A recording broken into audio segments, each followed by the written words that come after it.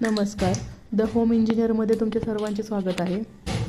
आजची रेसिपी आहे पापडाचा कुडा किंवा त्याला पापडाची चटणी देखील म्हणतात.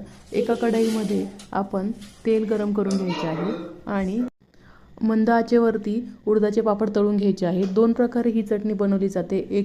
एक म्हणजे पापड भाजून ही चटणी बनवली जाते आणि दुसरी म्हणजे पापड तळून चटणी बनवली जाते. पापड भाजलेले असताना ती जी चटणी आहे ती जास्त वेळ कुरकुरीत राहत नाही. तिला लगेच मॉइश्चर कॅच करते आणि नरम पडते ती चटणी.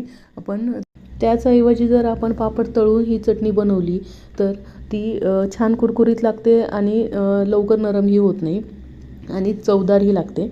तर अशा प्रकारे आपण मीडियम आचेवरती पापड तळून घ्यायचे आहेत आणि अशा प्रकारे पापड तळून झाल्यानंतर एका ताटामध्ये ते थोडेसे थंड होईपर्यंत ठेवायचे आणि पापड थंड झाल्यानंतर त्याचा चुरा करायचा आहे आणि ते जोपर्यंत थोडेसे गरम असतात तोपर्यंतच त्याला पटकन चुरून घ्यायचे असे, जेणेकरून ते व्यवस्थित बारीक चुरले जातात.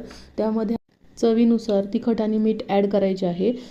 तिखट आणि मिठाचा जास्त वापर नाही केला तरी चालेल, कारण उडदाचे पापड ऑलरेडी चविष्ट असतात. त्यामुळे थोडेसे तिखट आणि थोडेसेच मीठ ॲड करायचं आहे आणि त्याला परत व्यवस्थित मिक्स करून घ्यायचं आहे हाताने आणि परत यामध्ये तेल ॲड करण्याची आवश्यकता नाही, कारण आपण हे पापड तळून घेतले आहे.